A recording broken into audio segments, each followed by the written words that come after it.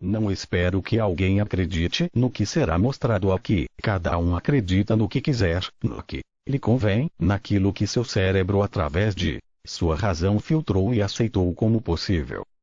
Por mais que esta seja uma conduta involutiva, pois as pessoas deveriam esquecer o que acreditam ou não irem por si mesmas comprovarem. Mas como ir atrás comprovar é mais complicado do que apenas dizer, eu acredito e eu não acredito. Sintam-se vontade para viver fechando sua própria vida com, eu acredito e eu não acredito. The Illuminati, as the popular term for them today is a group which has been around for thousands of years on this planet. They came from off of this planet and interbred with humans. They are reptilian. They have their chosen bloodlines, and they continue to try and keep their genetics pure and interbreed with these chosen bloodlines. These beings are part human and they are part reptilian. And they continue to run the planet. They are our world leaders, and nobody at this current time who is a government leader is there running the countries unless they were put there by them or they are one of them.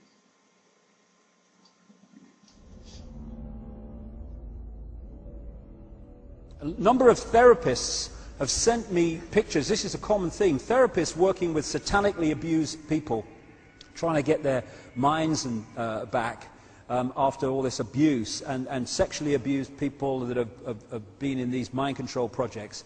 And it's a very consistent theme that when these people who've been victims of this, they use a lot of drawing to try to draw out their memories. Again and again, what they draw are people with reptilian eyes. These are actually drawn by a satanically abused person, and these were sent to me with their permission by their therapist.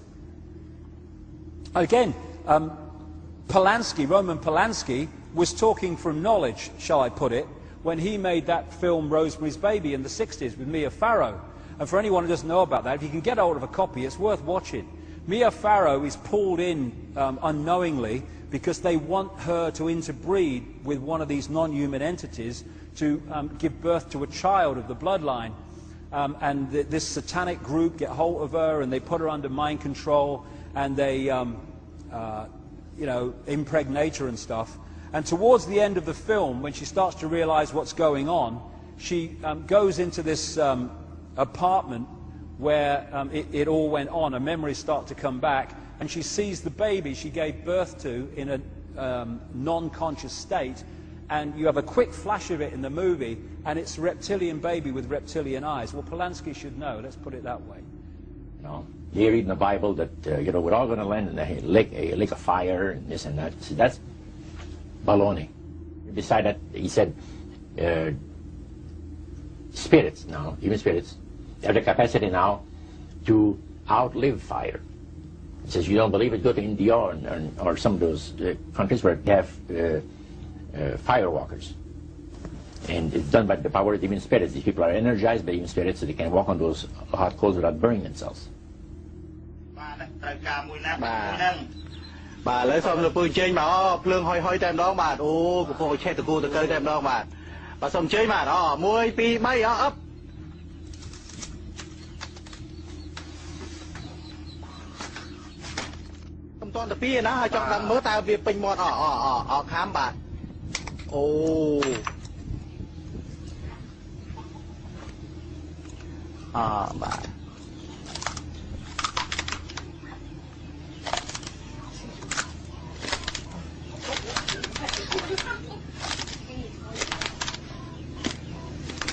Khơi hả? Bà ô.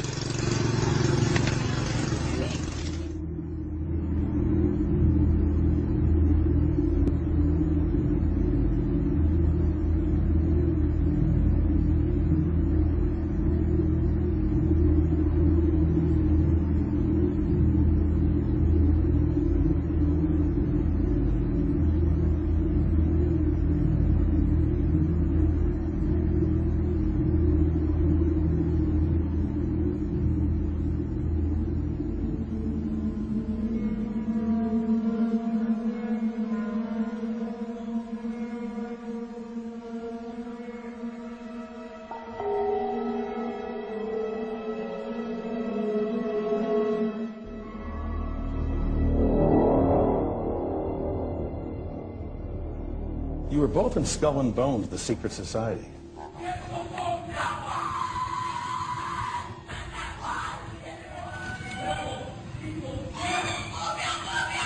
And during the initiation rites, you could hear strange cries and whispers coming from the Skull and Bones tomb. Despite a lifetime of attempts to get inside, the best Rosenbaum could do was hide out on the ledge of a nearby building a few years ago to videotape a nocturnal initiation ceremony in the tomb's courtyard.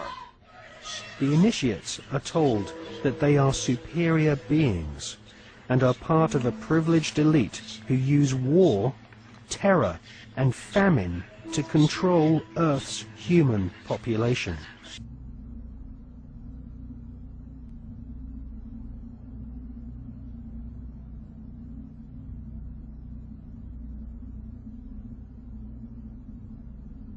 War, terror,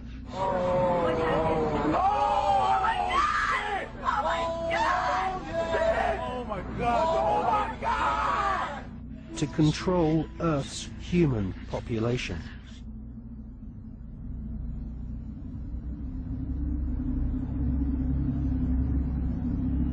If he went now, he'd just be in the way. And I know it would, because, you know, you'd have to take all the Secret Service people. You'd have to take up all these helicopters that could be otherwise out there delivering supplies. They're still planning on, the plan is to get a war started in the Middle East. And they're still planning on using a neutron bomb, or one of the bombs that they've got developed, on Israel, and that's to begin World War III. They're going to declare an emergency, which are going to shut down everything. Then we're going to come down to the extermination, just like World War II.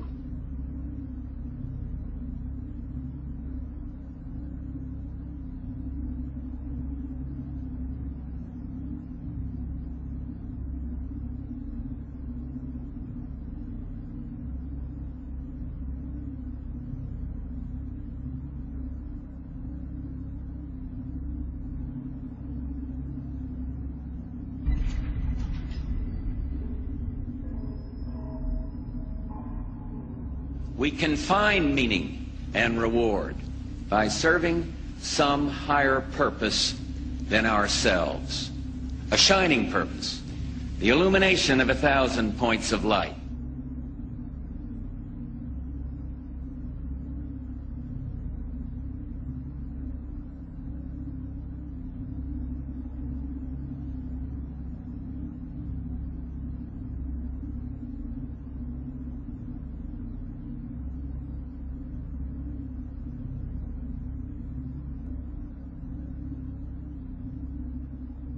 John, let's talk about these reptilians. In the biblical days, when, you know, they said the devil came, and they, you know, the description is kind of close to some of these reptilians. Is it possible that these demons, these devils, might be the reptilians? I believe entirely that that might be the case, because we have to see it from their historical point of view. They didn't know the term alien, or they weren't thinking of things that God could have created other than themselves.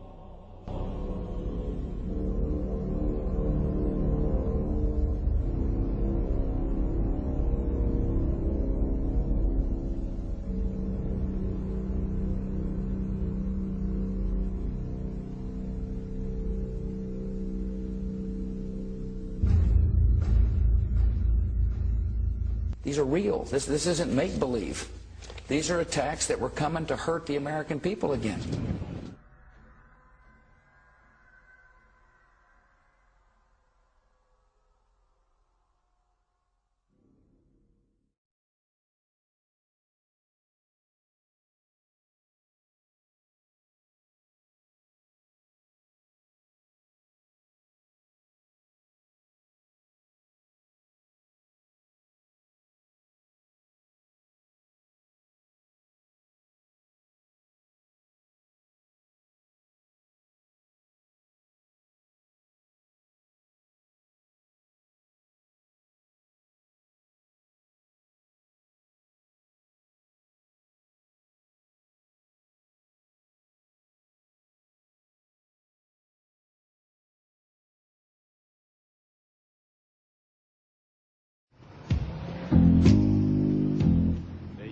their tongues to deceive. The venom of snakes is under their lips, and their mouths are full of bitterness and curses, and in their paths nothing but ruin and misery, and the fear of God is not before their eyes. They have taken the hearts and minds of our leaders. They have recruited the rich and the powerful, and they have blinded us to the truth. And our human spirit is corrupted. Why do we worship greed? Because outside the limit of our sight, feeding off us, perched on top of us from birth to death, are our owners. Our owners. They have us. They control us. They are our masters. Wake up. They're all about you, all around you.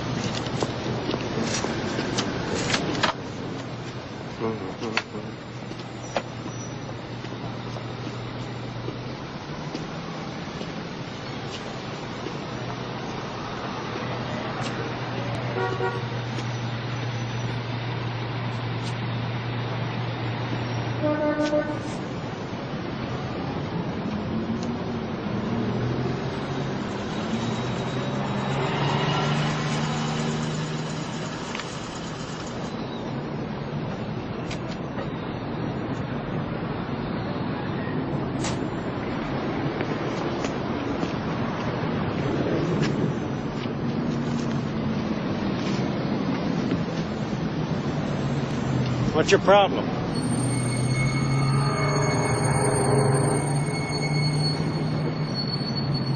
I said, what's your problem?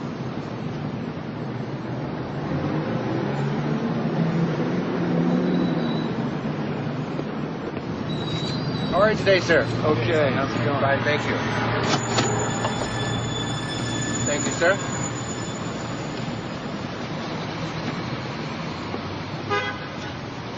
Here you are, sir. Thank you.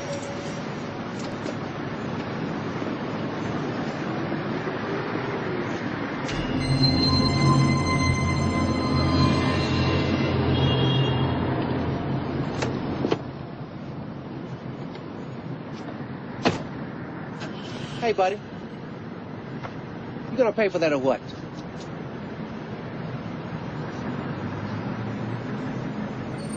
Look, buddy. I don't want no hassle today. Either pay for it or put it back.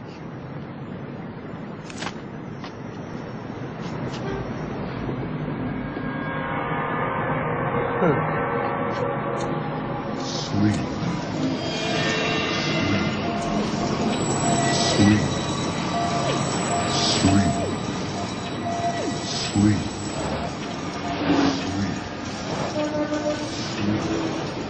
The feeling is definitely there. It's a new morning in America.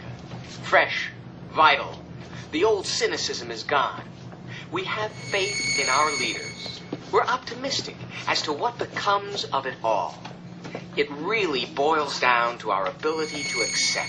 We don't need pessimism.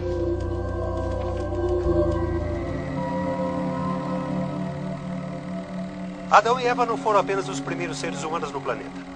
Eles foram iscas, para formas de vida inteligente em outras partes do cosmos. Refugiados de planetas que não conseguiam mais sustentá-los.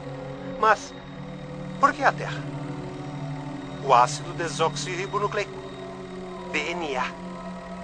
O projeto da vida humana. É a chave para a sobrevivência deles.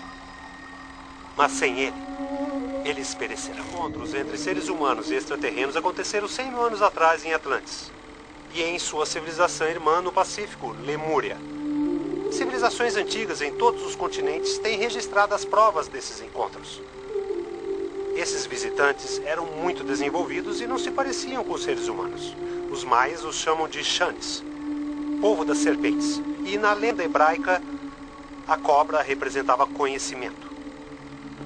Claro que sim. Não era humano. Não, nesta terra. A história está repleta de lendas da destruição heróica das serpentes. Perseu e a Medusa, São Jorge e o dragão, São Patrício e as cobras da Irlanda. Mas não se trata apenas de lenda. E a forma natural desses invasores não era humana. Eles são descritos em registros antigos como serpentes e dragões. Vem aqui, dá uma olhada nisso.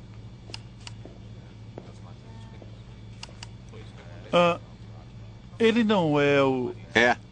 E você vê Dick Cheney, Al Gore, todos os 9 juízes do Supremo Tribunal se transformarem em reptilianos. Você sabia que há milhares de anos criaturas da constelação de Draco estão se acasalando com humanos para formar uma super-raça que inclui 43 presidentes americanos, a maior parte dos membros do Congresso e toda a família real inglesa? Tá bom, vamos tentar outra vez?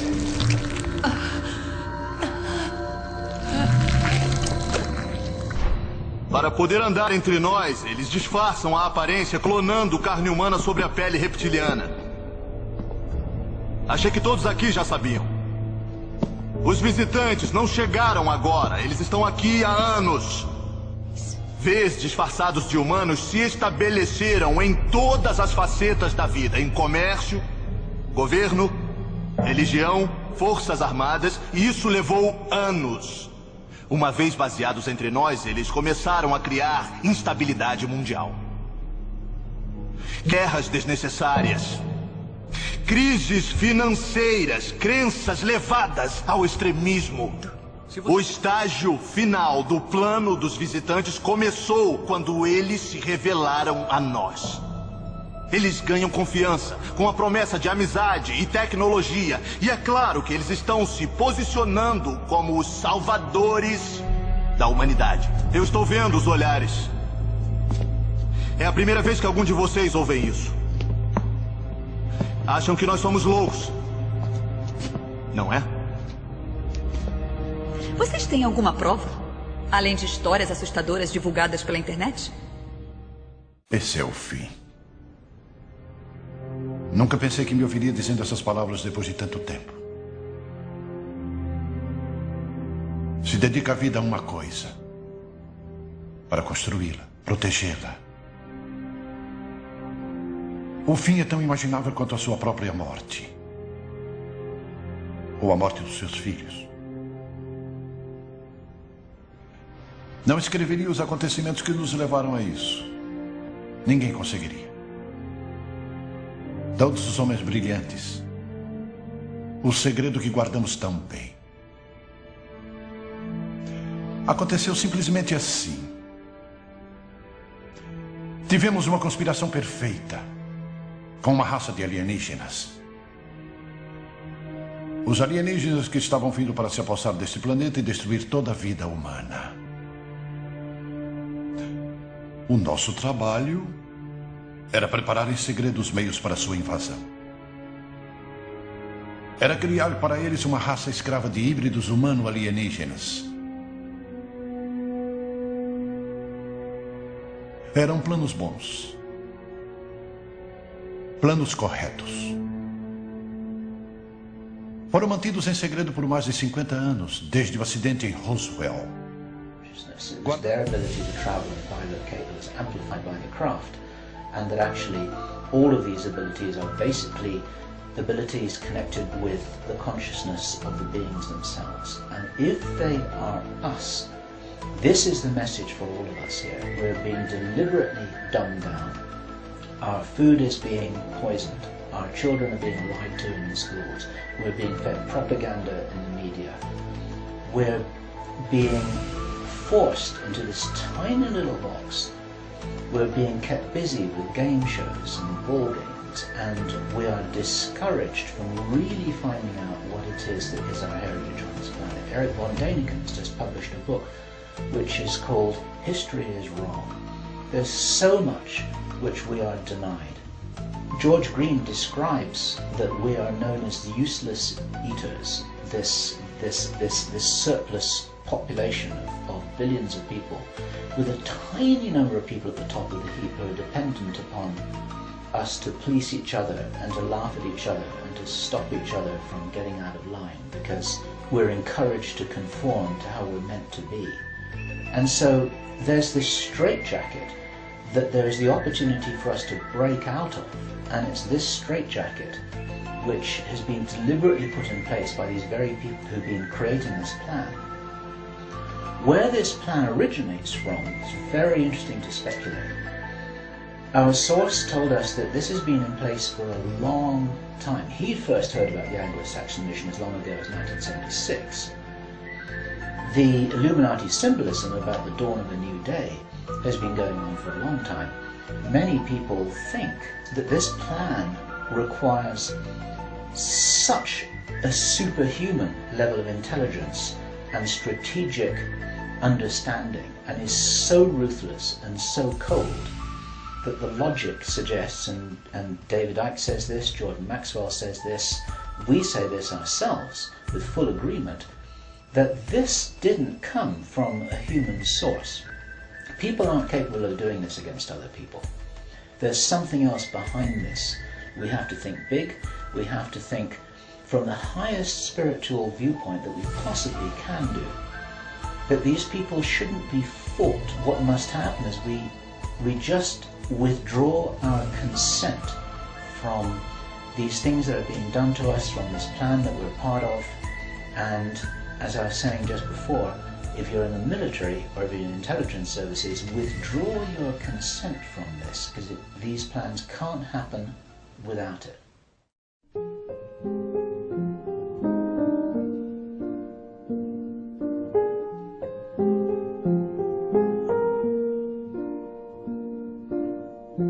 All around me are familiar faces, worn out places, worn out faces, bright and early for their daily races, going nowhere, going nowhere.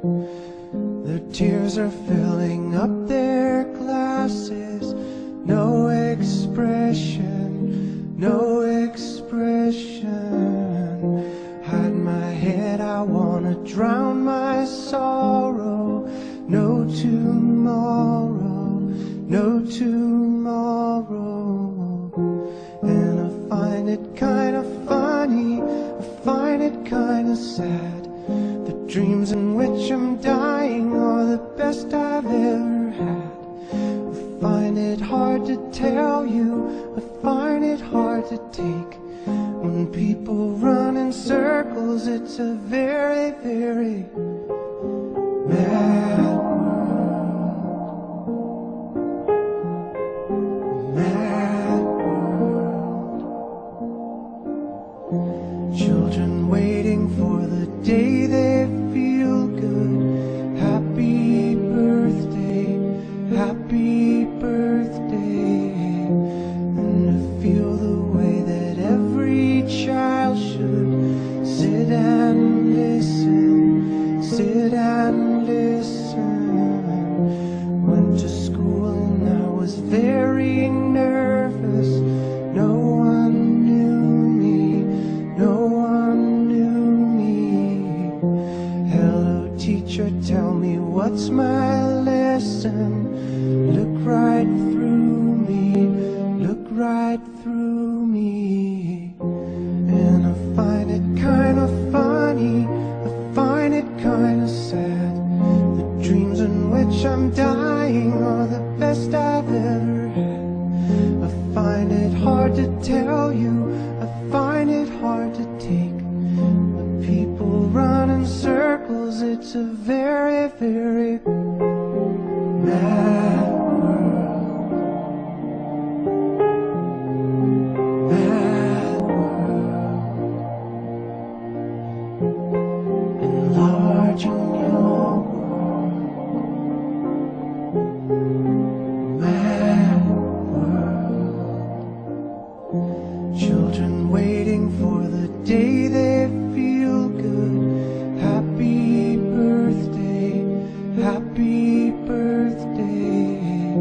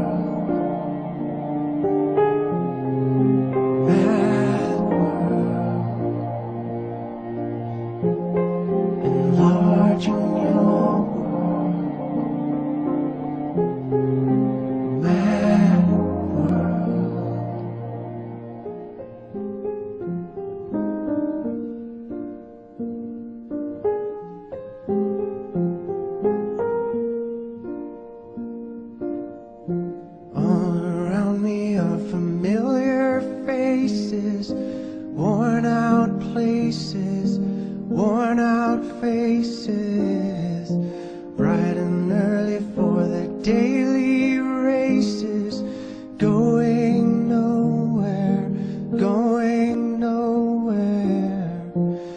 Their tears are filling up their glasses, no expression, no expression.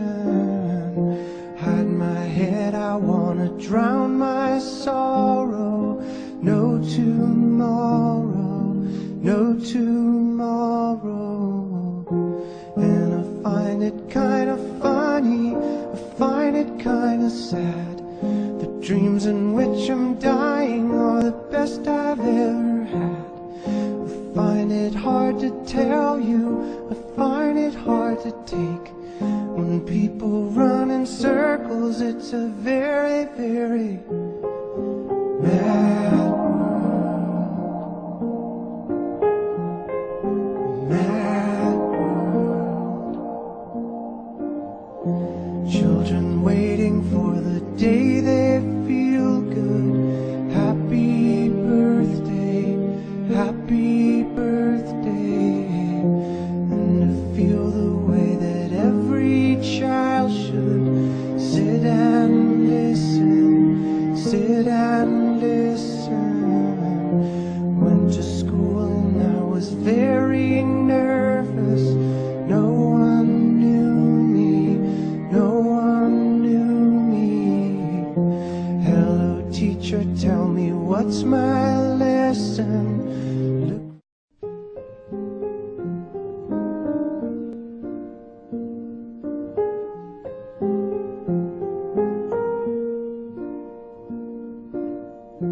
All around me are familiar faces, worn out places, worn out faces, bright and early for their daily races, going nowhere, going nowhere.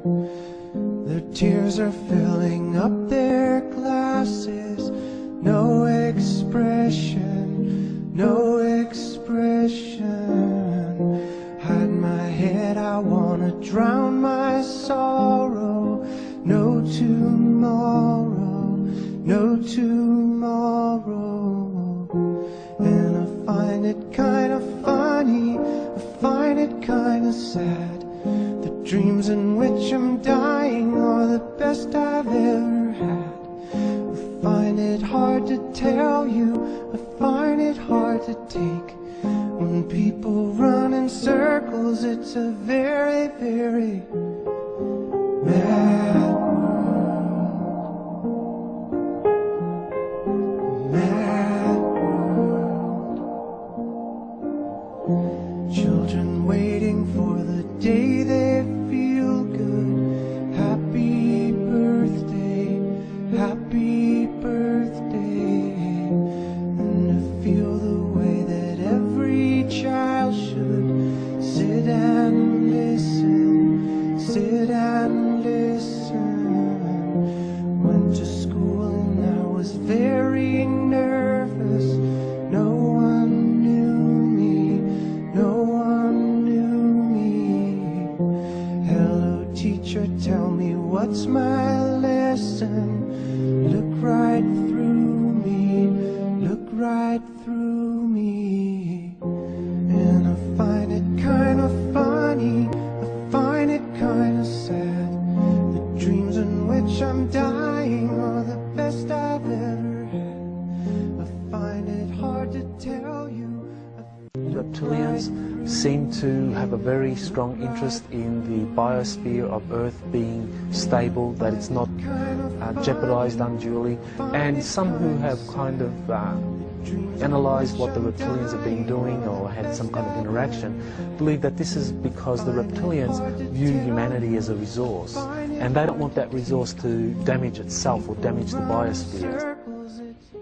People who say that these things don't exist had better think again. They are tangible, they are smellable.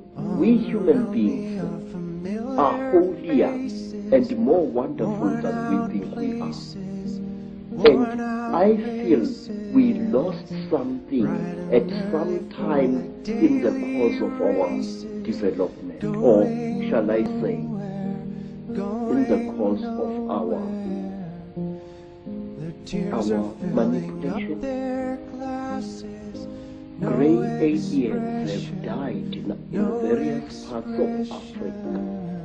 They have been killed, and they are very, very quick to recover the bodies of their friends which have fallen out of their crashed spacecraft.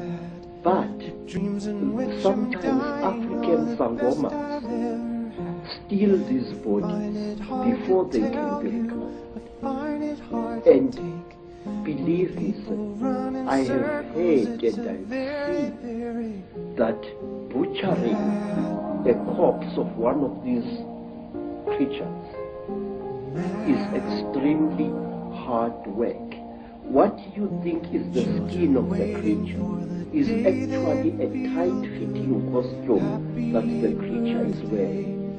Under this grey costume, the creature's flesh is pinkish white, like a freshly skinned animal, and its eyes are round with split pupils. These are goggles which the creature is wearing. O empenho humano de querer estudar os alienígenas, os que lá vêm de fora, e a sua influência na conduta humana ou até mesmo na política, é um tanto quanto ingênua, porque, em verdade, estes alienígenas estão metidos na nossa vida até a raiz dos cabelos. Em outras palavras, eles praticamente dirigem os nossos destinos e estão intrometidos na política em termos gerais. Em outras palavras, muitos dos notáveis políticos que andam por aí, chefes de governo, figuras marcantes, em realidade seriam até mesmo alienígenas disfarçados de gente. Então eles têm uma influência muito maior a nosso respeito do que a gente possa imaginar. E não é o homem que determina a conduta deles, são eles que determinam a nossa conduta e até mesmo os nossos destinos. Interbreeding, not necessarily physical interbreeding through technological methods, and also changing human form by changing the messages, the information, I'll come to this before we finish this section, that the DNA is picking up. And through that, you can change a form by changing the information the DNA is picking up. And it's no accident that humans have massive, fundamental reptilian genetics. This part of the brain, which scientists call the R complex or the reptilian brain, will be very, very important as we go through this second part of the day, because it's fundamental to how human behavior and human perception is manipulated to see the world as we currently see it. This interbreeding is talked about and recorded all across the world in the ancient accounts. Of course, I guess because it's the Bible, the best known is this section from Genesis. There were giants in the earth in those days, and also after that, when the sons of God came unto the daughters of men, and they bare children to them. The same became mighty men, which were the old men of renown. But that's just the biblical version. Got a frog in my throat, the reptilian going. All across the ancient world you see similar stories and accounts of this interbreeding. Something else goes parallel with the reptilian story. And Again, not just in the Bible with the Garden of Eden and all that stuff, which of course the serpent was dominant, but across the ancient accounts. And that is the connection between the reptilian intervention and what we call the fall of man. Può essere anfibio, perché è stato visto da numerosi testimoni uscire dai canali e dalle acque del fiume Po e immergersi tranquillamente. In his fascinating book, British author Matthew Deleuze shows photos of strange alien reptiles, some with the bodies of apes and heads of lizards. These can be found on the walls of the Temple of Hathor at Dendera in Egypt. Here we see reptilian humanoid creatures alongside pharaohs and bird-headed beings.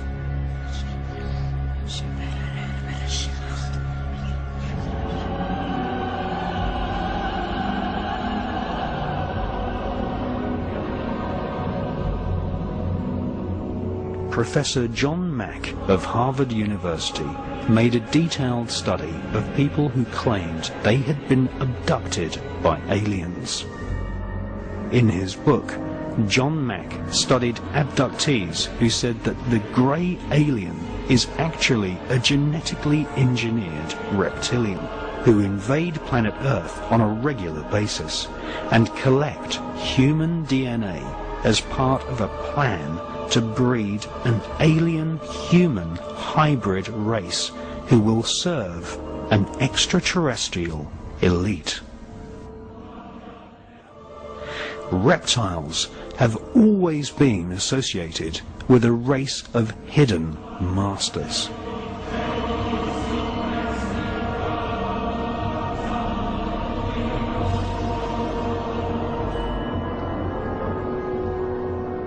Many occult traditions which are related to the birth of Freemasonry speak of the hidden masters.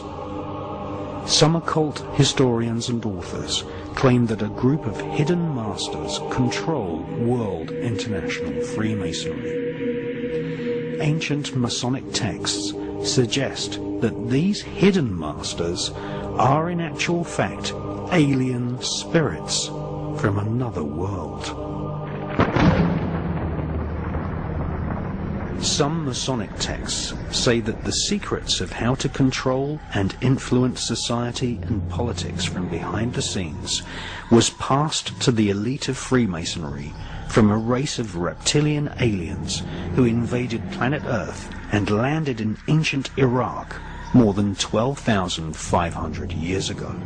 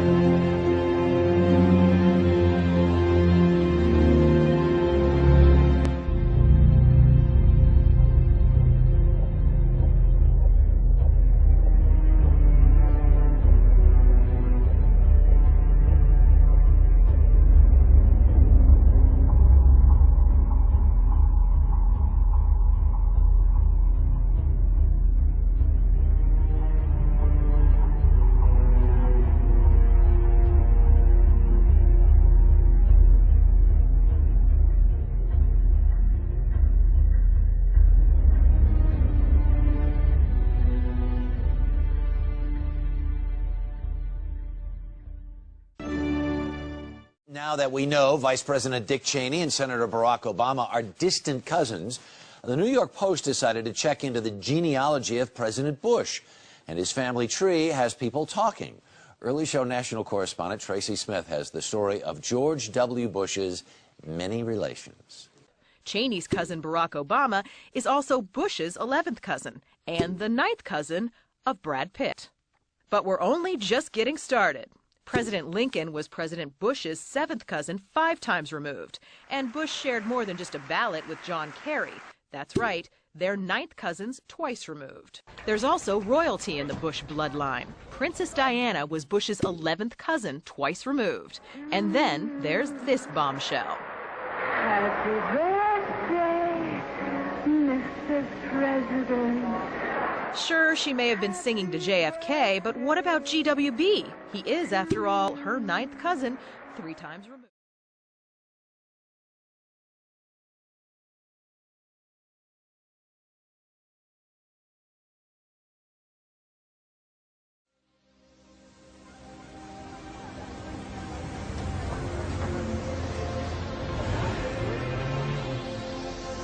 When I started researching the nature of this Orwellian manipulation, it became clear that there are a network of interbreeding bloodlines. What I call and what they call themselves the Illuminati, which comes from the illuminated ones, have come through history. And as people began to reject overt in-your-face dictatorship, they became the people who ran the system. You can look at the Bush family, and they are absolutely Illuminati. As presidents of the United States go, Father George Bush, I mean not the idiot's son, but Father George Bush, is higher in the Illuminati than most of them. The British royal family are one of the Illuminati bloodlines. It's all about genetics to these people. They're like horse breeders. Diana basically called herself the Windsor's brood mare. She was brought into the web merely to be the vehicle to give birth to William. You look at Charles and you look at William, and there's very much a resemblance. But when you look at Harry,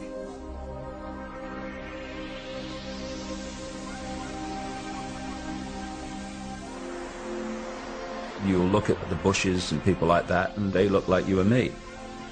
The key element is what happens beyond the realm that we can see. This is what the Illuminati bloodlines really are. They are vehicles for other dimensional entities to manipulate this reality. These entities, many of which take a reptilian outer form, are manipulating this world through these Illuminati bloodlines.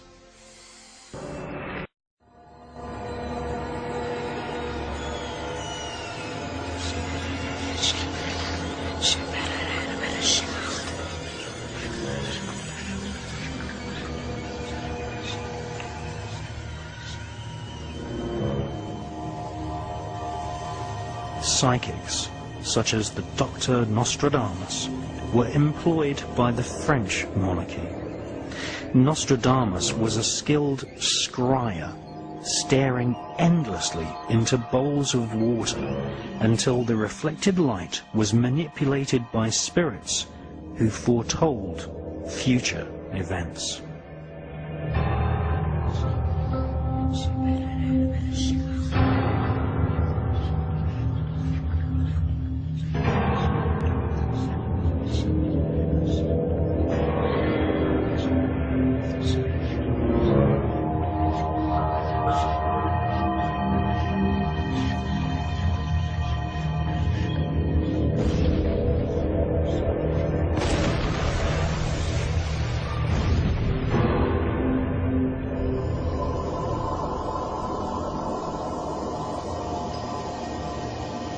Dr. Nostradamus wrote a book of prophecies called Centuries, which was published in 1555.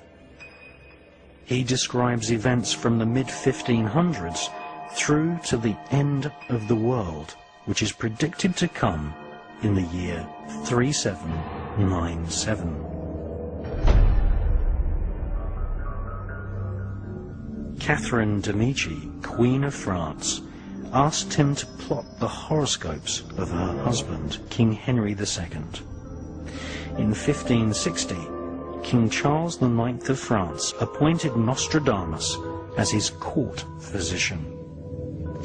Nostradamus accurately predicted for the French Queen, Catherine de' Medici, the death of her own children and other information which was used to bolster the monarch's hold over the peasant population of France.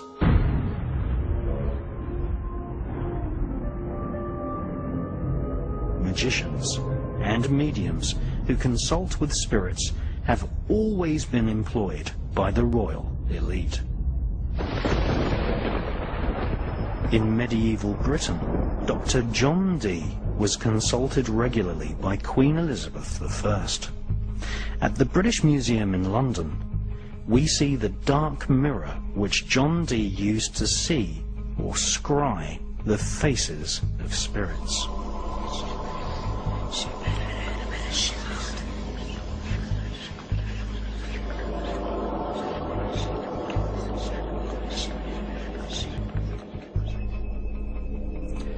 Dee's ability to communicate with spirits led him to be employed as a spy, developing psychic espionage techniques, which we now call remote viewing. John Dee attended Trinity College in Cambridge, which became a place where occultists and the world of spies were intertwined. Aleister Crowley also attended Trinity College. In 1904, he wrote an introduction to an ancient book of spells called the Goetia.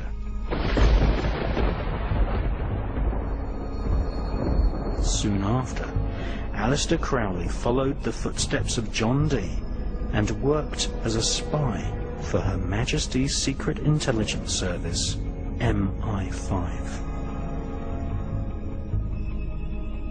In medieval Britain, anyone found communicating with spirits was in danger of being arrested by the many inquisitions organized by the Vatican.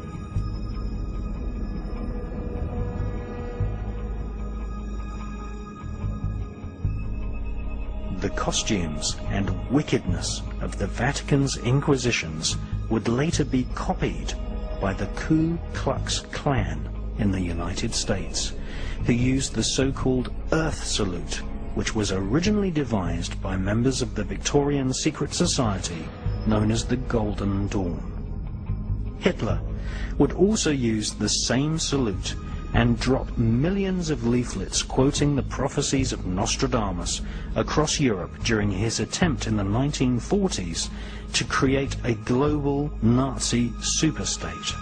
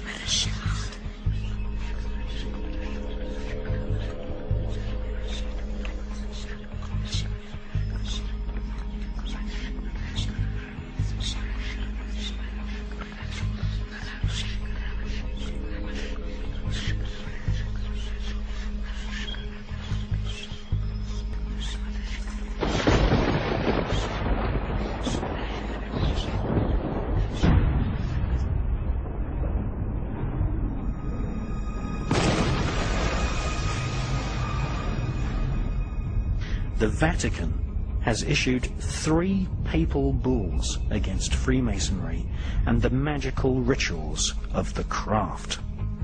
Many Catholics have also expressed doubt over the Hebrew science of spirit communication known as the Kabbalah. However, disregarding the warnings of the Pope, medieval monarchs across Europe ignored Vatican law and employed the services of Kabbalists, astrologers and magicians, whilst being protected from prosecution by their power and wealth.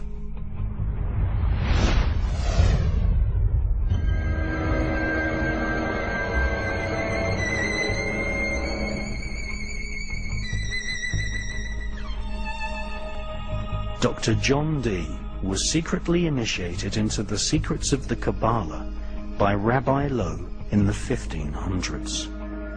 The Kabbalah offers a route map which is called the Tree of Life.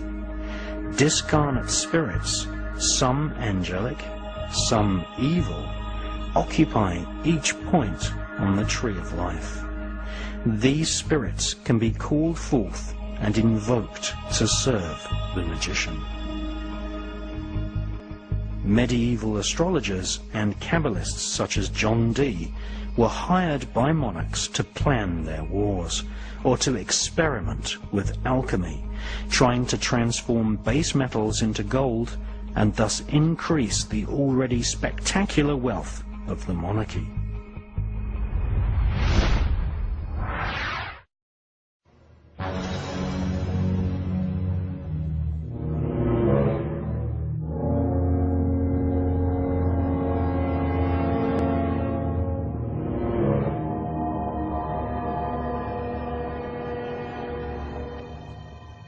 One of the most popular secret societies in Victorian London was the Golden Dawn. Amongst its membership taking part in magical ceremonies was the author Bram Stoker. His most famous novel is Dracula.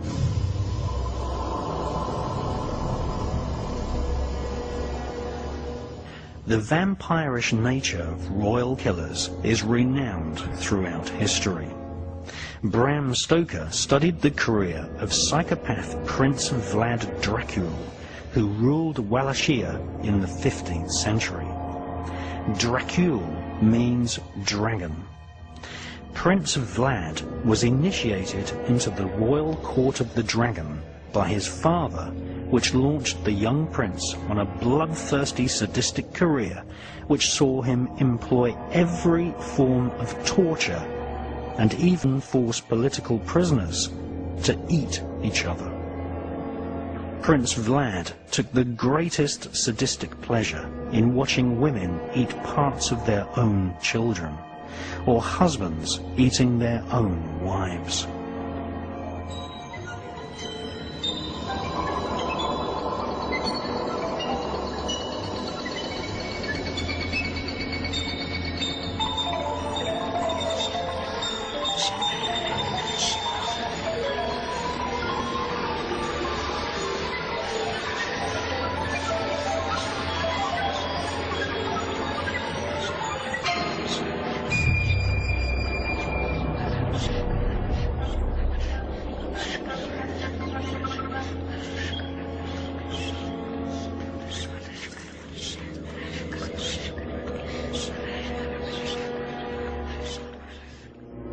Every British and European monarchy has a history of murder by a brother, cousin, or wife.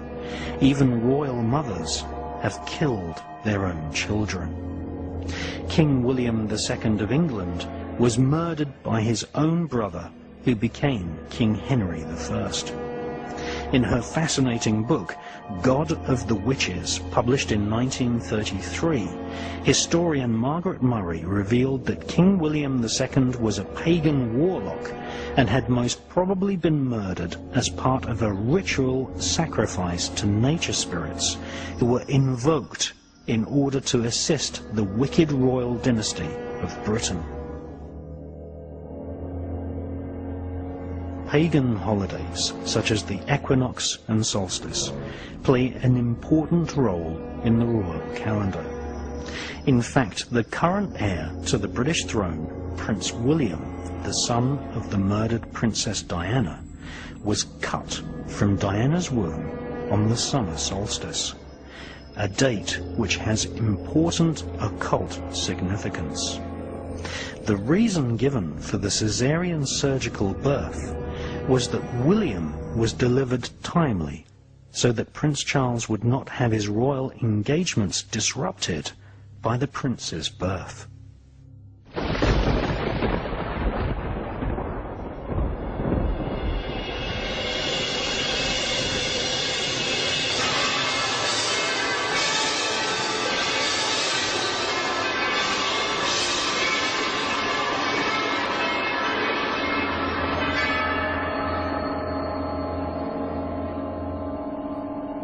One of Prince Charles's royal antecedents was the cruel Angevin dynasty.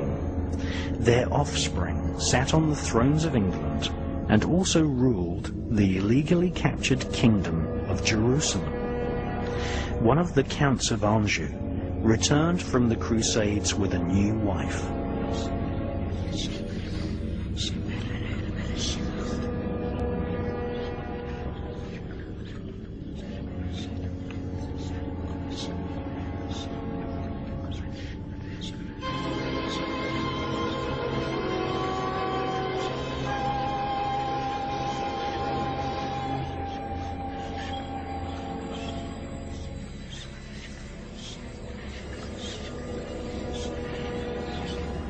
The so-called Crusades were perpetrated with the assistance of the Knights Templar. Thousands of Islamic men, women and children were tortured and butchered whilst the Knights Templar ransacked holy places and slaughtered in the name of Christ. They were searching for ancient Kabbalistic texts whilst practicing a form of black magic, invoking spirits according to the teachings of King Solomon.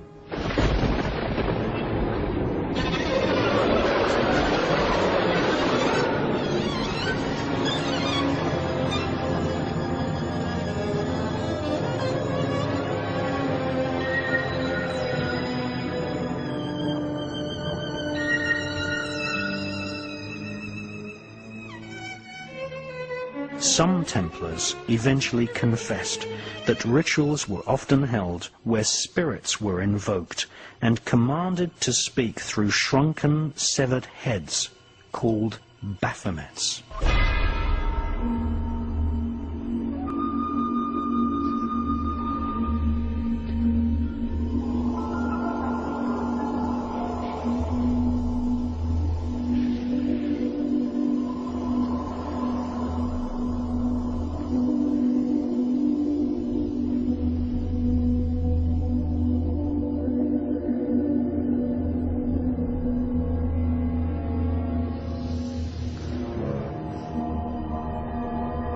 The Count of Anjou returned to Europe with a mysterious wife he had met during the Crusades. She was crowned Queen Melusine and became known as the Devil's Daughter. Her children seeded the famous Angevin monarchy of Europe, who became famous for their violent tempers. One descendant of Melusine, the Devil's Daughter, was King Henry II of England, who imprisoned his own wife for many years. King Henry also murdered his own Archbishop, Mr. Thomas Becket.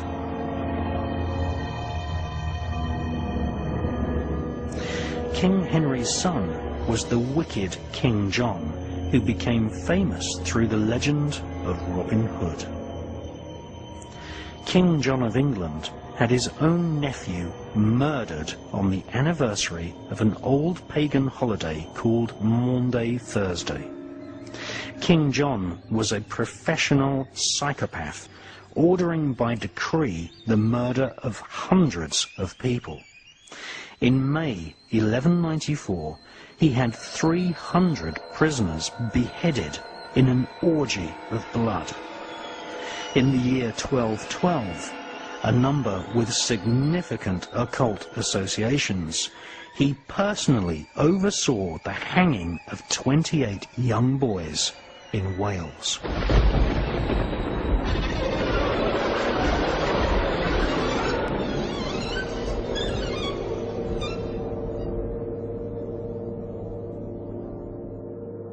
One of the most disgusting double murders at the hands of British royalty befell the young Princes Edward and Richard, who were imprisoned and eventually stabbed to death by order of King Richard III in 1483.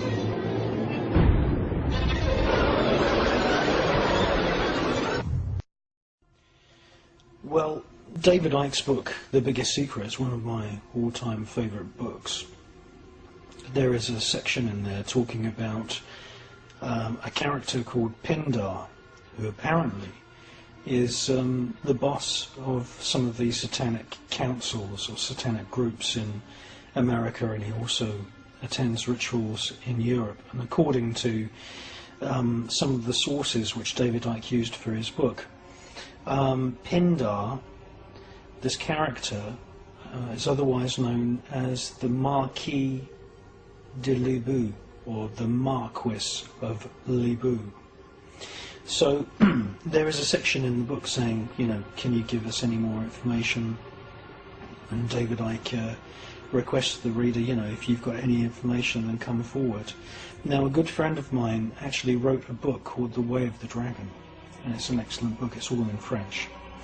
And I have, you know, French grandparents, so it's quite easy for me to be able to research ancient French documents. Now, Libou was suggested to me by my friend as possibly being an anagram of the old French term, which is Bilou, or Biliou.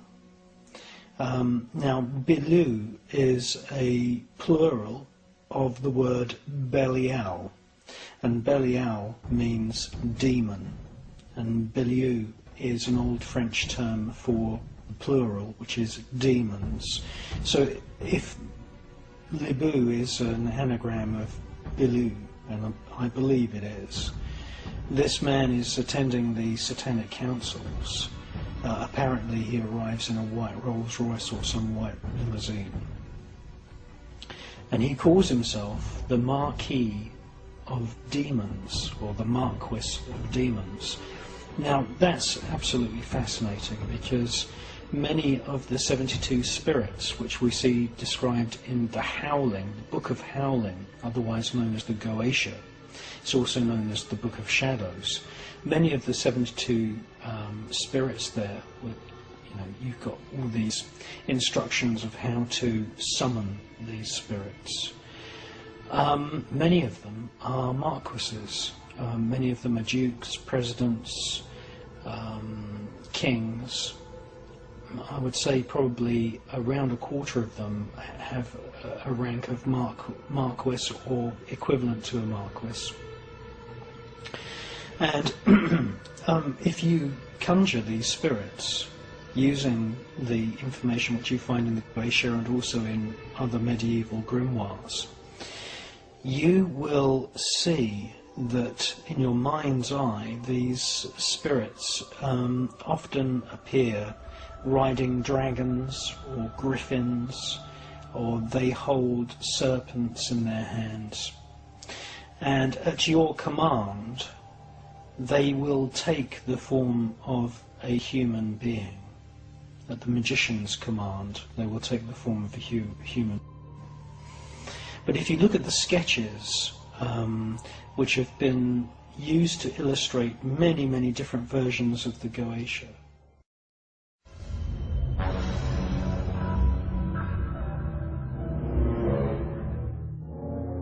when a British monarch is crowned, an elaborate ceremony takes place which resembles the ritual crowning of King Solomon of ancient Israel. King Solomon ruled over ancient Israel and had extensive knowledge of the Kabbalah, which he used to communicate with demons.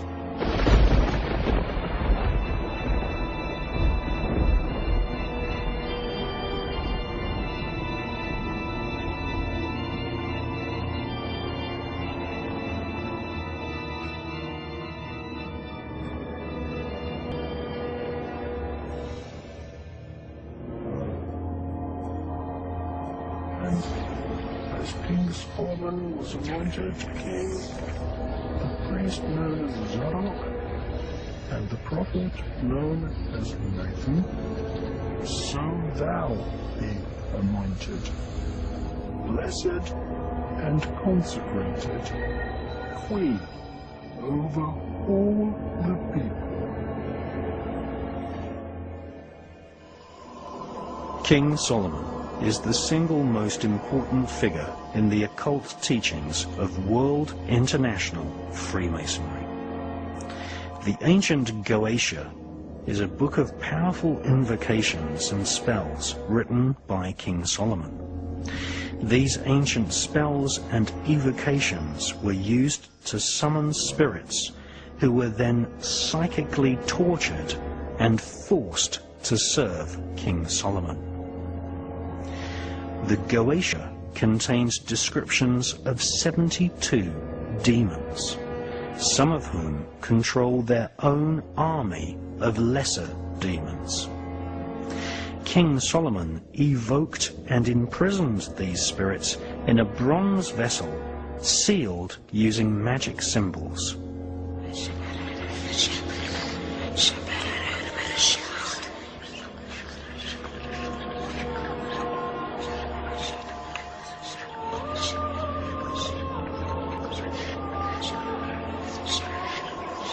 The Goetia explains how the spirits can be compelled into obedience. The Goetia describes a demonic royal hierarchy of spirits, many of which are referred to as knights, princes, and kings.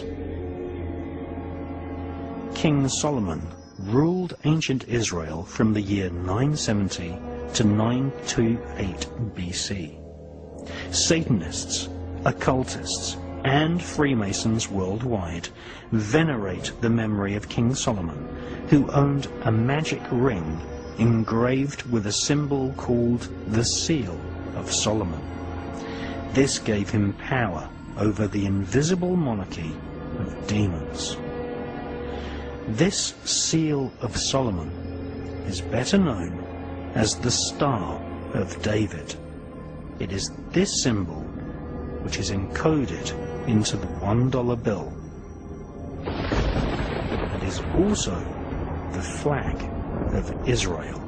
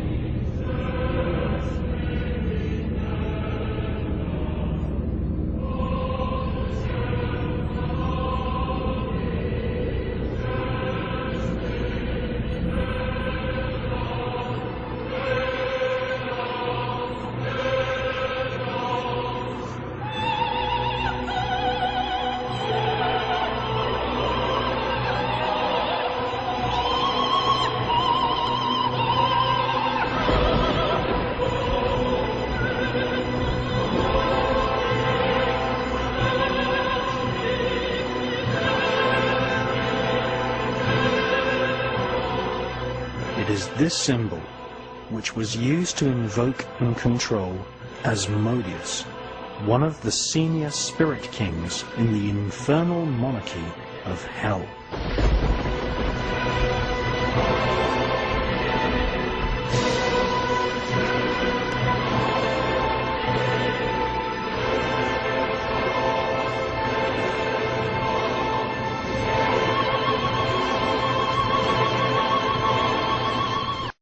pessoas que já estão mais despertas, fazer com que elas fiquem mais despertas e comecem a juntar A com B, B com C, e ver que realmente nós estamos vivendo numa sociedade muito estranha, completamente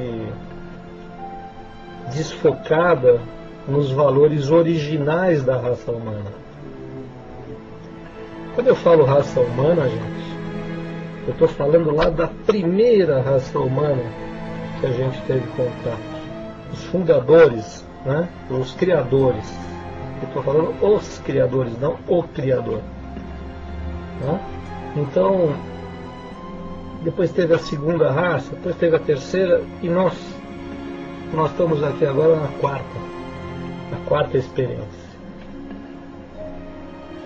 Outro dia até me surpreendi, eu estava ouvindo uma palestra do Trigueirinho e ele também falou sobre a quarta raça.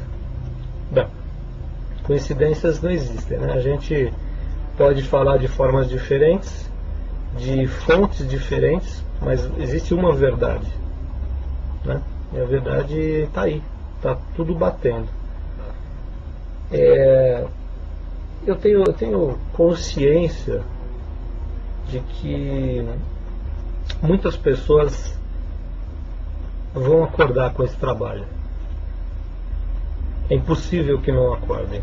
É impossível que não comecem a olhar as coisas de outra forma. A grande sabotagem reptiliana, eles nem precisam ser acusados. Na verdade, eles não estão nem aí o que a gente acha, né? Eles estão querendo mais é que a gente quebre a cara. Essa que é a verdade. Agora, esses caras estão envolvidos na nossa sociedade de uma forma bastante profunda, aprofundada. Eles são muito organizados, muitos materialmente estão na Terra, porque assim, tem a dimensão deles, mas eles não ficam lá. Quer dizer, ficam, mas eles têm um acesso tão rápido a nós, que é tão próximo à nossa dimensão, que eles entram e saem como se passasse por uma porta, né? Isso não quer dizer que o todo não esteja ligado neles, que o todo está de olho neles, sim, e muito. Não é pouco, não. E eles não gostam disso. E se o todo não tivesse ligado neles, a gente já teria virado comida de lagarto há muito tempo. Muitos de nós já viraram comida de lagarto em vidas passadas. E nós talvez nem saibamos disso. O principal ponto é que a grande sabotagem vai nos levar de encontro aos nossos hábitos alimentares, que estão completamente equivocados, estão completamente errados. E esses hábitos, eles não fazem mal só ao corpo, né? Eles fazem mal a tudo. Faz mal ao corpo físico, faz mal ao corpo extrafísico. E essa alimentação que nós fazemos hoje, com base na carne vermelha, que nós estamos fazendo uma dieta reptiliana. Então, a partir do momento que você começa a despertar, e você começa a descobrir que você é uma pessoa legal, uma pessoa boa, um bom caráter, bom espírito, um bom ser humano, e que você está fazendo uma dieta reptiliana, meu amigo, minha amiga, eu duvido que você não tenha um tilt, um termo antigo, mas ele funciona. A gente, quando descobre isso, fica realmente passado. Porém, quando, ao mesmo tempo que você descobre que está com hábitos errados, e errados por quê? Porque são negativos. E o que rege o negativismo na Terra? Os reptilianos, que existem, que estão entre nós durante milhões e milhões de anos com vários nomes diferentes. Eles são muito hábeis para criar novas divindades com nomes diferentes e aspectos diferentes, para que não fique marcado, né? Não fique fácil de localizá-los, não fique fácil de entender como eles agem. Eles são muito espertos. E nós estamos agindo como gado. Nós andamos em fila indiana, um atrás do outro, sendo tocados pelos acontecimentos. Nós não estamos no controle, nós não somos donos das nossas vidas. Nós estamos fazendo simplesmente o que eles querem que a gente faça. A gente come o que eles querem que a gente coma. A gente age como eles querem que a gente age. É um negócio maquiavélico. É um negócio que se você aceitar isso como base de uma verdade, você realmente vai começar a entender por que o mundo está da forma como está. Tá? Depende de com que olhos você vai ver, porque isso vai abrir para vocês um leque de falar, peraí, eu estava fazendo isso e isso aqui não é legal, eu estou me conectando com eles. Peraí, eu estava vendo uns filmes meio assim, não é à toa que eu ficava meio ruim depois, né? Aqui em casa, de repente, começou uma discussão, mas espera um pouco, mas você entendeu? As coisas começam a cair no outro patamar. Me chamou muito a atenção, tem um escritor, e não me parece que ele queira receber aplausos, porque ele sabe que o que ele está divulgando é algo muito sério, né?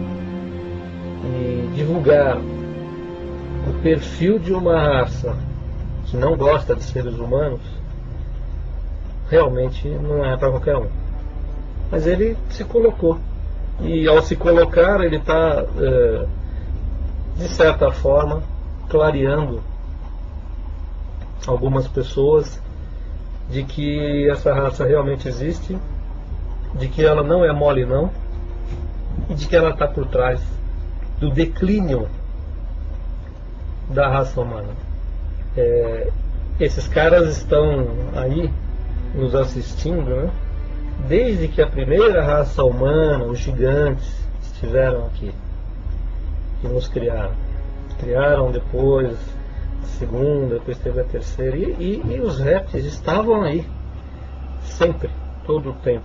E eles se enfronharam de uma forma na nossa sociedade, principalmente na igreja, nas religiões, principalmente no Vaticano, né? Esses caras estavam por trás da Santa Inquisição, onde um patrimônio de trabalhos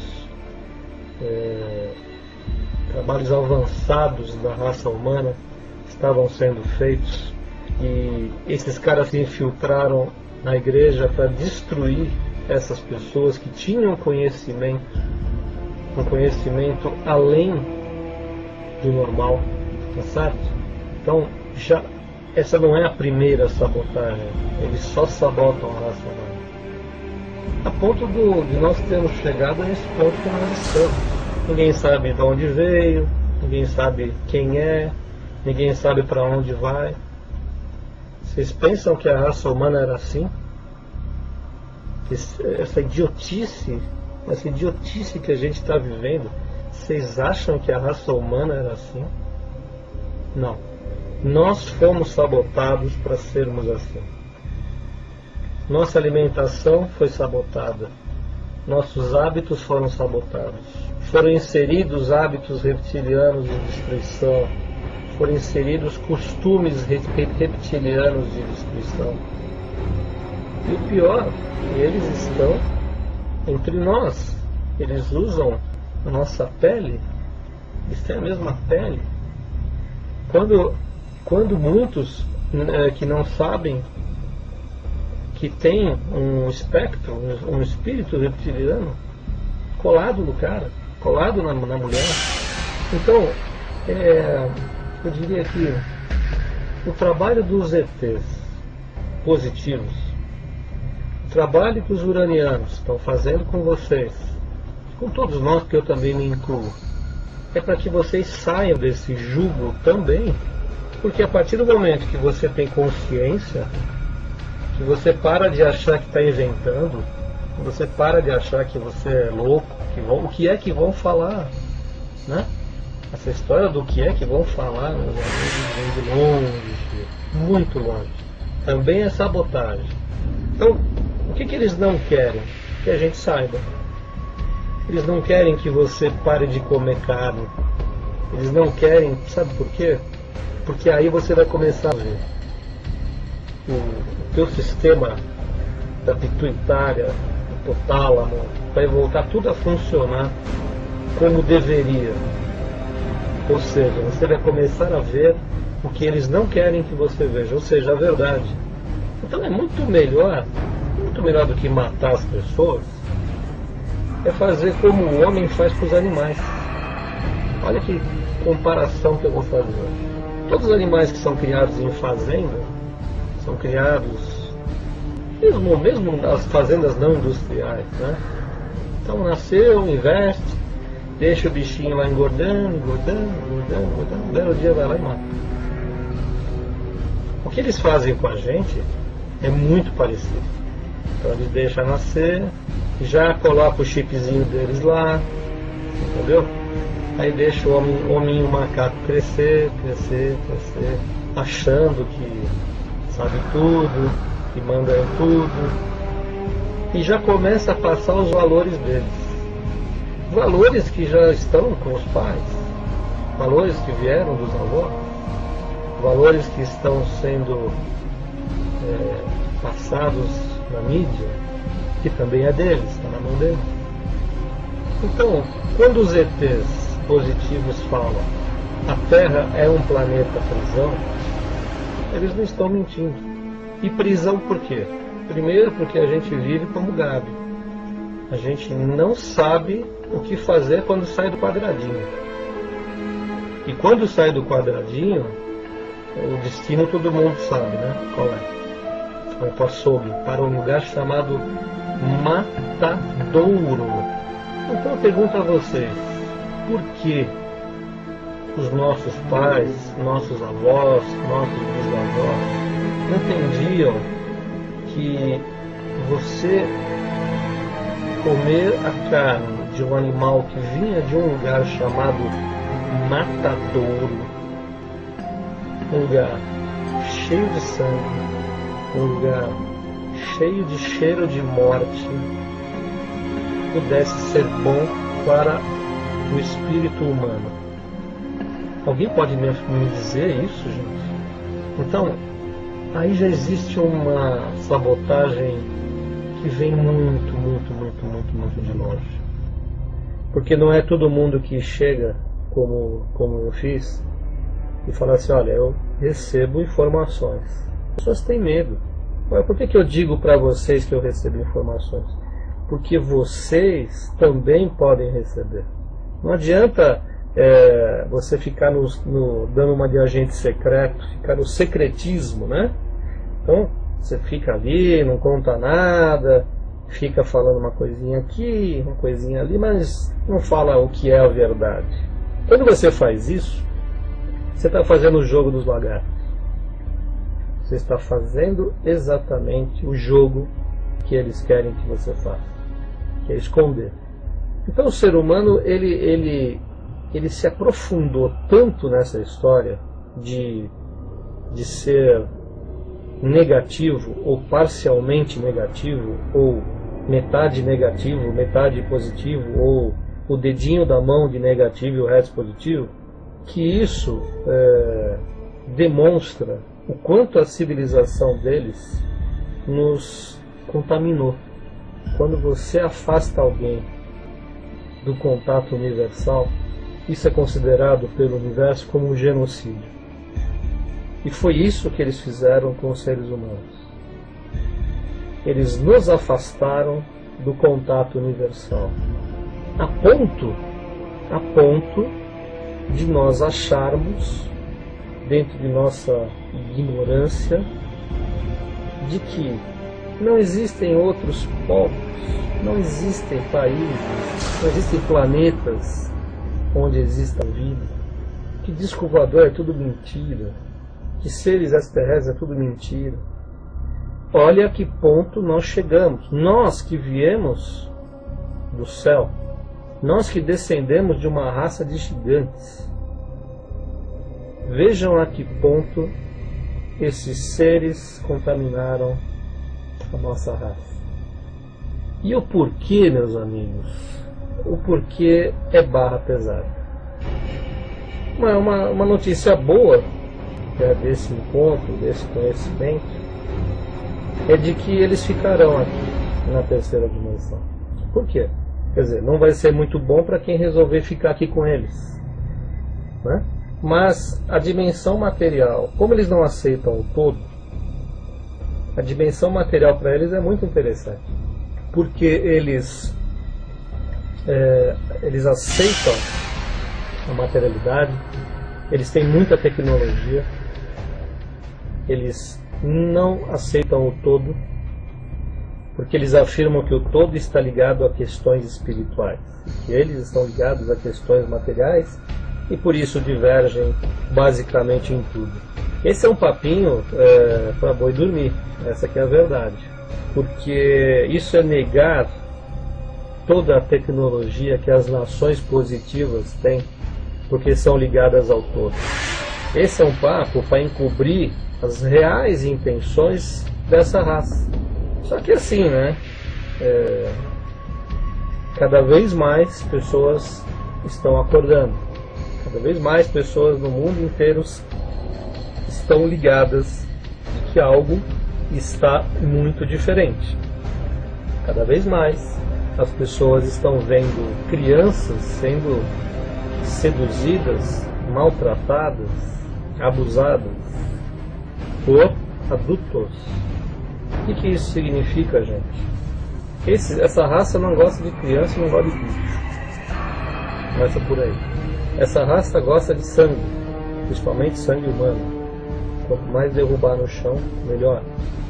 Por isso as guerras. Por isso existem as guerras. Porque as guerras são feitas por homens lagartos.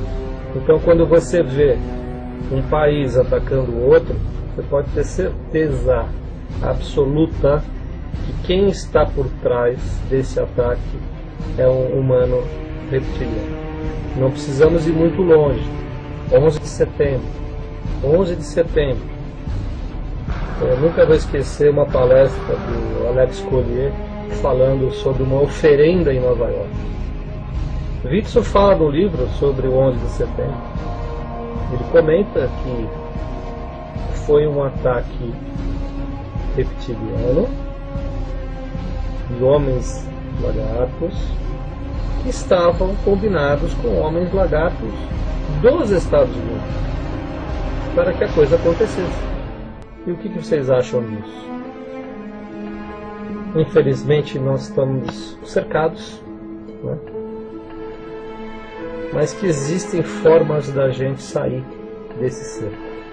Existem formas da gente perceber que nós somos mais fortes, de que nós não temos que ficar mais no escuro, de que eles não têm o direito de tirar a nossa vida como estão tirando, de que eles não podem nos tratar como nos tratam.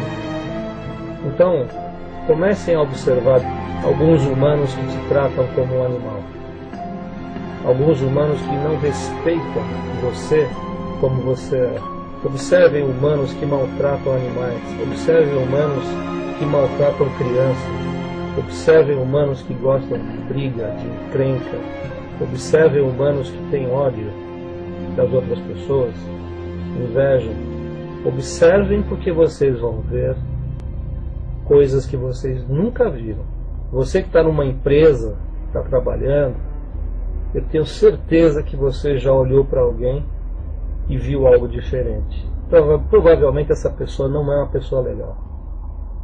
Se você estiver comendo muito pouca carne vermelha ou deixando de comer, parando de se alimentar de cadáver, né? Porque essa que é a palavra certa. E quando eu falo essa palavra, eu me ligo energeticamente com esses seres, porque é o que eles mais gostam, né?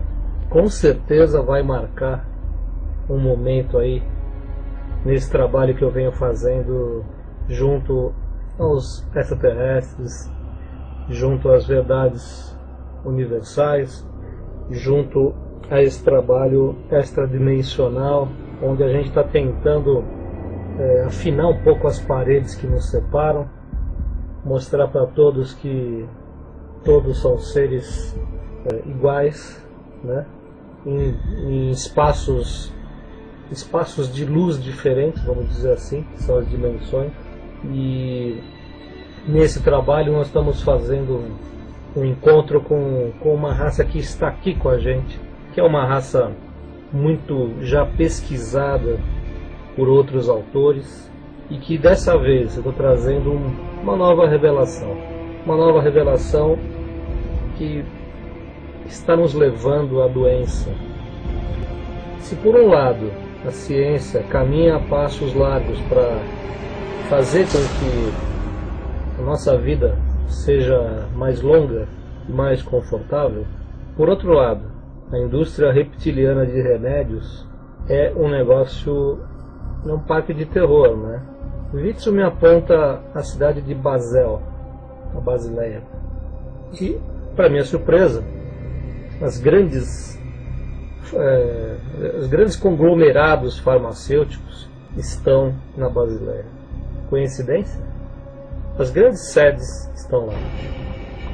Como também existe lá um prédio muito estranho ligado ao Banco Mundial, que foi feito à base da... o design dele é copiado da Torre de Babel. Basel, segundo indicações do Witzel, tem uma igreja suspeita. Porque assim, essa coisa de reptiliano parece uma rede de tentáculos, parece um polvo. Existem vários braços dessa organização. Muitos braços.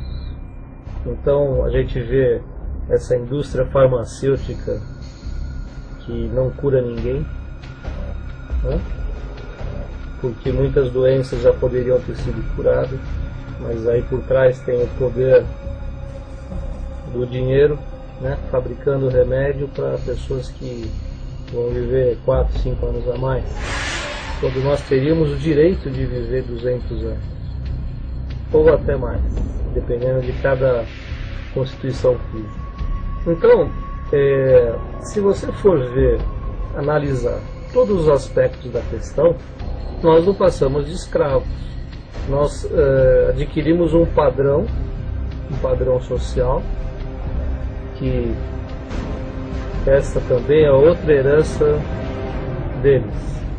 Porque eles estão envolvidos nas grandes classes sociais desde o início, né? Então eles estavam lá no meio dos reis, das rainhas, depois a igreja foi a dona do dinheiro durante séculos. Agora nós estamos na era financeira e esses caras continuam, né? Então a imagem que se vende para o mundo de um cidadão de sucesso, cidadão vencedor, é aquele que tem um bom padrão de vida, é aquele que, entendeu? O cara deu certo. E isso é uma mentira, isso é uma coisa implantada, porque eles sempre estiveram no poder, eles são os donos do padrão, e você vira escravo quando quer manter o padrão. Então você trabalha além do que precisa, você acha engraçadinho ficar estressado, né? Para quê? Para manter o padrão. Só que o estresse está matando as pessoas. O estresse é uma doença que está matando as pessoas. As pessoas estão morrendo de outras coisas que são diagnosticadas, mas no fundo elas estão morrendo de depressão, que é um passo adiante do estresse. Estão morrendo de síndrome de pânico. Por quê? Porque a nossa química foi alterada, meus amigos. A nossa química foi alterada. Quando a química de um corpo é alterada, isso altera o cérebro.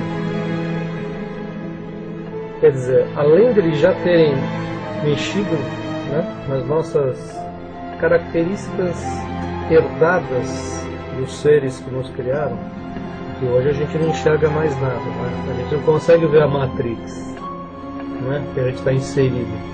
A gente não olha para a pessoa e vê o que é que está por trás dela e que está do lado dela.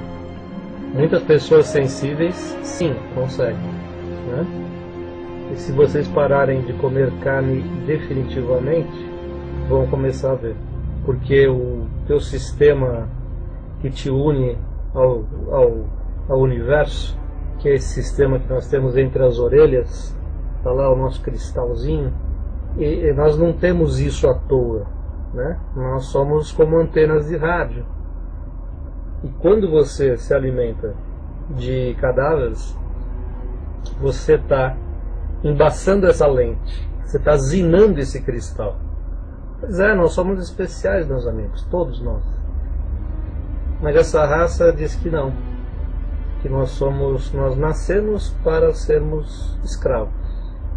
Aí se você for pensar nesses grupos, porque eles estão em todos os grupos, eles estão envolvidos em todas as empresas, eles estão envolvidos nessas seitas secretas, inclusive na maçonaria, que a maçonaria é no mundo inteiro, a maçonaria ela une vários conhecimentos, né, dos mais variados tipos e tamanhos. Mas existe a maçonaria invisível.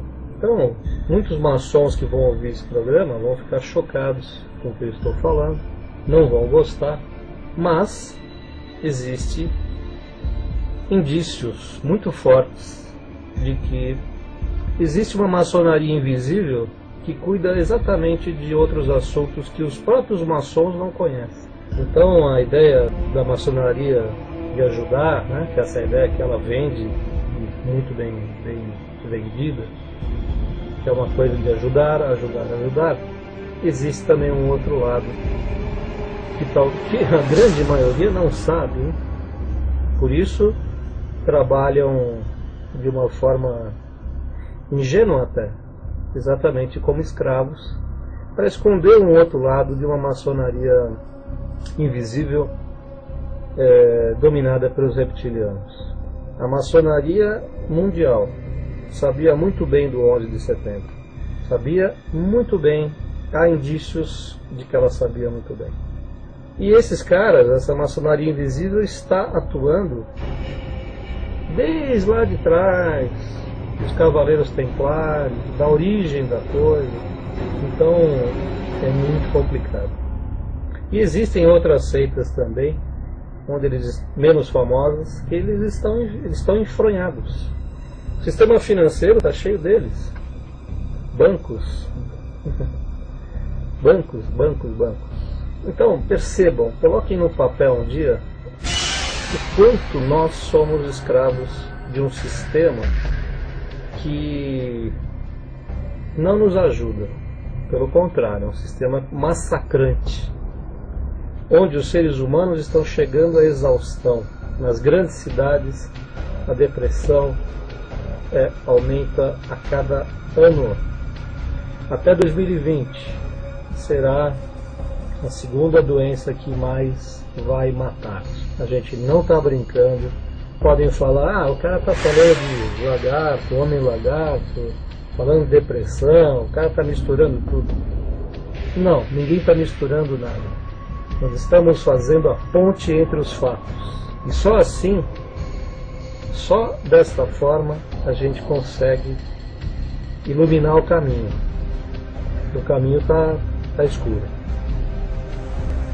Bom, vamos falar de mudanças. É inegável que as mudanças estão ocorrendo, a gente está vendo isso. a mudança de pensamento, a mudança de comportamento. Está havendo uma nova explosão, né? Uma nova reformulação de pensamento, de dogmas. A Babilônia, ela no seu amanhecer, né, que todo o esplendor que ela teve de conhecimento, eles estavam no auge do conhecimento, da civilização, e o que aconteceu? Houve uma guerra nuclear e ela acabou. E me parece que nós estamos atravessando a mesma história, estamos repetindo a mesma coisa. E nós vamos entrar numa escuridão agora, né? Essa iluminação toda, ela vai se transformar numa escuridão. Mas passar por uma iluminação, mas uma iluminação interna. Nós vamos ver mais do que estamos vendo agora. E a mudança que eu vou destacar agora é a mudança de crença no âmbito religioso. Nós já estamos duvidando de muita coisa, nós estamos questionando muita coisa. Agora não dá mais para a gente acreditar naquelas abobrinhas, aquelas coisas de Bíblia, aquelas palavras, aquelas... Tá muito... As coisas agora estão muito superficiais, muito subjetivas, banais e até chega a ser infantil. A gente já não tem mais aquela confiança que tinha. Tem muita gente que ainda está em cima do muro, tem aquela coisa... Não, eu não acredito mais na igreja, não acredito na Bíblia, mas eu acredito em Jesus. Não, Jesus existe, Deus vai nos salvar. Quer dizer, o camarada está ainda naquela coisa assim, vai que eu não acredito, o mundo acaba e não tem ninguém para me ajudar.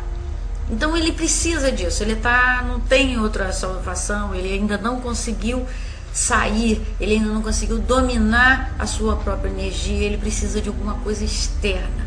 E vamos dizer assim, os seres que tinham como objetivo na religião essa estratégia conseguiram, porque muitos ainda estão presos a isso. E para falar em religião, eu não posso deixar de falar nos dragões. As pessoas ficam muito assim, pô, você não acredita nessa negócio de dragão, de vampiro, de Drácula, e até chegam a ridicularizar. Mas olha, eu já cheguei em um estágio que o ridículo já não me pega mais, porque tudo é ridículo, nada mais faz sentido, nada mais faz sentido. O que eu tenho apenas é que estudar e questionar. Questionar é a grande sacada do momento. Você tem que começar a pensar, mas não adianta ficar só naquela de eu não acredito no que você fala. Vai lá, não acredita em mim, vai lá e começa a pesquisar, vai lá e começa a fuxicar a coisa fundo, para ver se aquilo bate ou não. Se você chega realmente, não, isso que a Laura fala não faz menor sentido, ela não tem menor fundamento. Mas eu quero mostrar aqui, eu quero falar em religião, não vou entrar na religião, eu vou falar de um modo geral, mas eu queria mostrar a vocês como que a religião, ela tem um pé, ela tem toda a estratégia mental, toda a base dela nos dragões, que são vamos dizer assim, os seres extraterrestres, seres de outros planetas, ou deste aqui mesmo, né, os que nos criaram. Tanto é que eu escrevi O Segredo dos Deuses e eu mostrei a Mãe Dragão, que eu acredito que existe sim. Então, eu queria que você começasse a questionar isso, prestasse atenção. Tem muita coisa que a gente não compreende, está além da nossa compreensão, mas é isso que a gente tem que começar a destroçar para ver o que encaixa, como é que essas peças se encaixam, ok? Dando continuidade a esse mesmo tema de religião e dragões, onde é que essa coisa se mistura, é que eu fiquei perplexa, porque cada pesquisa que eu fazia com imagens antigas e quadros, pinturas por volta de 1500, Idade Média, é fácil você ver a imagem de Cristo, né? Isso aqui está na cara que é ele. E ele abençoando o mundo, com o mundo aqui na mão, e aquela famosa paz e amor aqui. Você vê o sol fazendo careta. Isso aqui é um mapa mundi. E olha os dragões aqui. Olha eles aqui. Embaixo dessa retratação do mapa mundi. pensar, né? Eu encontrei também, eu não sei se vocês sabem, mas essa representação do mundo é muito, muito antiga, da Idade Média, onde o mundo foi dividido pelos filhos de Noé. A Ásia ficou com Sem, a Europa ficou com Jafé e a África ficou com Ram, o Shan. E é muito comum a gente ver esse T. Se você nunca notou, presta atenção. Olha ele aqui. O mundo dividido entre os filhos de Noé. A descendência, né? Dos nossos amiguinhos. A gente pode observar, pouco estudo, que toda guerra, toda discórdia no mundo, Deus está envolvido. Cristo está no meio. É impressionante como Deus, de uma forma geral, ele tenha qualquer tipo de nome, não importa, ele está no meio de toda discórdia. Parece que é como aquilo que a gente sente hoje em dia, que ele é uma desculpa para você realizar seus desejos. Então mata-se em nome de Deus. Você tem desculpa, porque eu posso fazer qualquer besteira porque ele vai me perdoar. E eu estou fazendo o que eu estou fazendo em nome de um processo espiritual, de uma coisa muito maior, em nome de Deus. Então, Deus para mim, ele tem uma outra configuração. Esse Deus que está aí, que cada um defende, cada um bate, Deus é amor, ele, para mim, ele tem uma configuração que é apenas criar discórdia. Ele está aqui, que é para mostrar que ele tem poder sobre os seres humanos e que ele decide quem morre, quem vive, quem ganha e quem perde. Eu gostaria que você pensasse nisso.